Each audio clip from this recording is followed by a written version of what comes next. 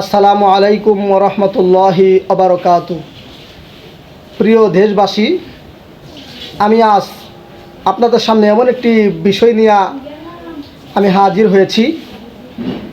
তো সে বিষয়টি হলো, আমরা তো মুসলমান, আমরা এমন একটি ধর্ম পড়ি যে ধর্মের নাম হচ্ছে ইসলাম। আর আমাদের যে কিতাবটা সেটি হলো কোরআন। এই কোরআন আমরা অনেকেই সহি শুদ্ধ করে পড়তে পারি, অনেকেই সহি শুদ্ধ করে পড়তে পারি না। কোরআন শরীফ শুদ্ধ তেলাওয়াত শিখা কিন্তু ফরজ।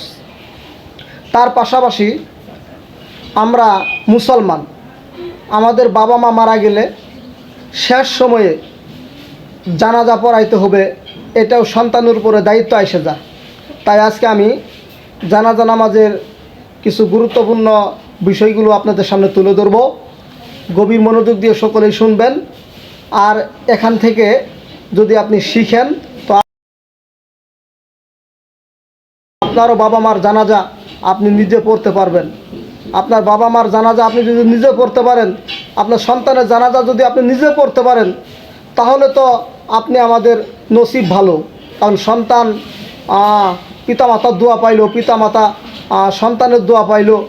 এইভাবে তাহলে জানাজা নামাজটা আমরা ইনশাল্লাহ আমি দেখাবো কিভাবে পড়ার লাগে।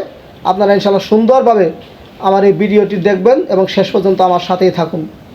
প্রথমেই বালেগ পুরুষের জানাজা কিভাবে পড়তে হয় আমি আপনাদের নিকট সুন্দরভাবে উপস্থাপন করে দেখাচ্ছি, আপনারা দেখে নিন।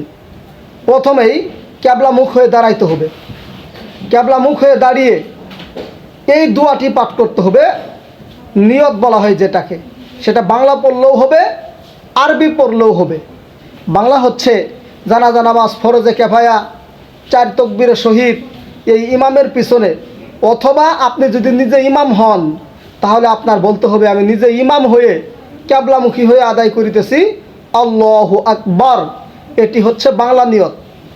আরবি নিয়ত হচ্ছে নাওয়াইতু আন উআদ্দিয়া লিল্লাহি তাআলা আরবাআ তাকবীরাতি সলাতিল জানাজাতি ফারদুল কিফায়াতি আসসানাউ লিল্লাহি তাআলা ওয়াসসালাতু আলান নাবিয়্যি ওয়াদুআউ লিহাদাল মাইয়িতি আনা ইমামুল লিমান হাদর ওয়া মান ইয়াহদুর মুতাওয়াজ্জিহান ইলা জিহাতিল কাবাতিশ শরীফাতি আল্লাহু আকবার সুবহানাকাল্লাহুম্মা ওয়া বিহামদিকা ওয়া তাবারাকাসমুকা ওয়া তাআলা জাদ্দুকা ওয়া জাল্লা সানাউকা ওয়া লা ইলাহা গায়রুক আল্লাহু আকবার।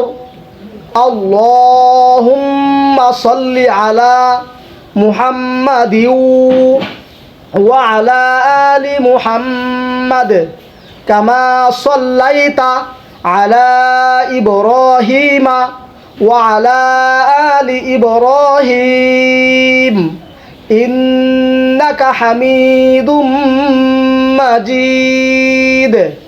আল্লাহুম্মা বারিক আলা মুহাম্মাদিন ওয়া আলা আলি মুহাম্মাদ কামা বারাকতা আলা ইব্রাহিমা ওয়া আলা আলি ইব্রাহিম ইন্নাকা হামিদুম মাজিদ।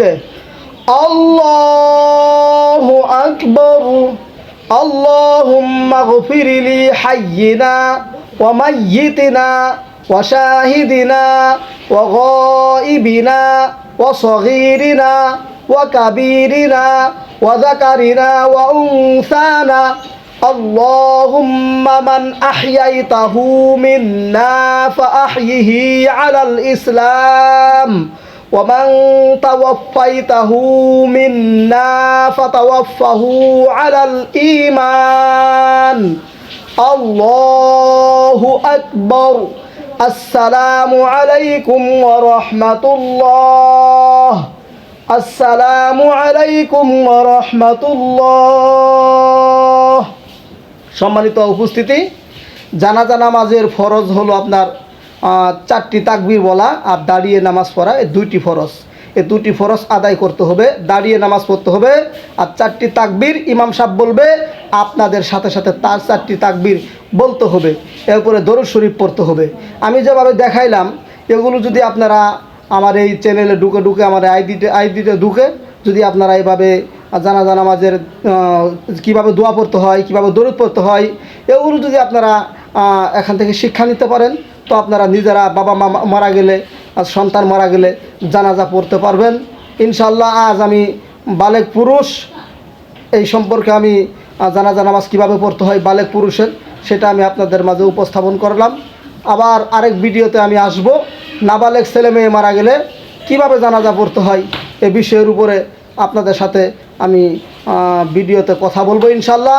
সকলে ভালো থাকবেন এবং আমার এই জানাজা নামাজের দৃশ্যটি দেখে যদি কেউ উপকৃত হয়ে থাকেন, আমার চ্যানেলটি সাবস্ক্রাইব করবেন, ফেসবুক পেজটি ফলো দিবেন। সবাই ভালো থাকবেন, সুস্থ থাকবেন এবং আপনারা যেন সকলেই মা বাবার জানাজা যেন পড়াইতে পারি, আমরা যেন নিজে ইমাম হতে পারি। আল্লাহ রাব্বুল আলামিন যেন আমাদের সকলকে কবুল করেন এবং মৃত্যুর সময় যেন কালেমা নসিব করেন। আমিন। বিদায় নিচ্ছি। আসসালামু আলাইকুম ওয়া রাহমাতুল্লাহি ওয়া বারাকাতুহু।